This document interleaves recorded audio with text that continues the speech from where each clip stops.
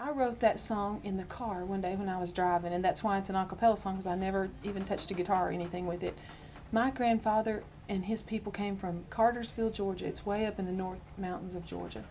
And he was telling me one time when I was a younger woman, that they had been up on this trip to find these old relatives they had never met, actually, and they were mountain people. Well, him and Uncle Ed set out from Texas, gonna make that Georgia trip.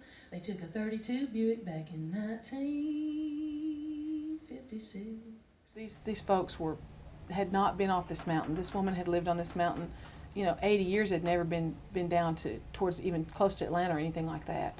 They had lived on the farm 100 years. They went looking for a woman named Maddie Freeman. Last of Big Daddy's living kin. Well, they found that old woman in a rundown shack on the farm, 100 years old.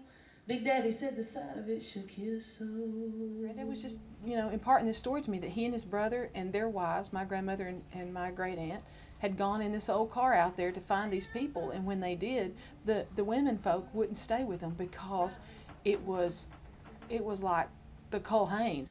Well, they told the time Maddie caught a man trespassing. He called that old woman to stand her ground. Well, he shot her and Maddie shot him, but it didn't kill either one of them. But he never crossed her 12 gauge again. And part of that song talks about they opened a window to get a breeze. They had all the windows nailed shut because the neighbors were firing through the windows at them when they got a chance. I mean, it was really like a feud, a mountain feud. And so this woman, Maddie Freeman, had the windows nailed shut. And my granddaddy got up in the middle of the night and he pried open a window so they could get a breeze because it was so hot in there. Well, Big Daddy said, "Girl, you ain't never been hot. A tea laid ringing wet all night up on a mountain cot." Well, I opened the window just a bit and that old woman had a run-in fit. She said, "Where's your head, boy? You want to wake up dead?" And she came right in. She heard him. She was an old woman. She came in. She said, "You should close that window and nail it back. Do you want to get killed up here? They'll come right through that window." And my granddad said, "Man," we were like, "We need to get back on down to Texas."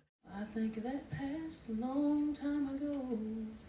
Those people by Woodstack, I've got the photo.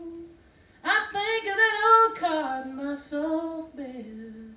I keep them in my heart and I keep them in my head. There is a picture of them, of one of these guys sitting on a woodstack. And I mean, it looks like something from the 1800s. It's an amazing picture, and it was actually taken in the 50s. But it's just, every time I look at that, I think how fortunate my life is and how blessed I am to have seen the world. These people never were off that mountain. And I just say, I swam in water yesterday that was the color of an emerald. So it's a blessing. My granddaddy had kin up in the Georgia hills. They never did have lights. They drew every drop of water from a well. Well, him and Uncle Ed set out from Texas to make that Georgia trip. They took a 32 Buick back in 1956. Thank you. Lovely, Satcher.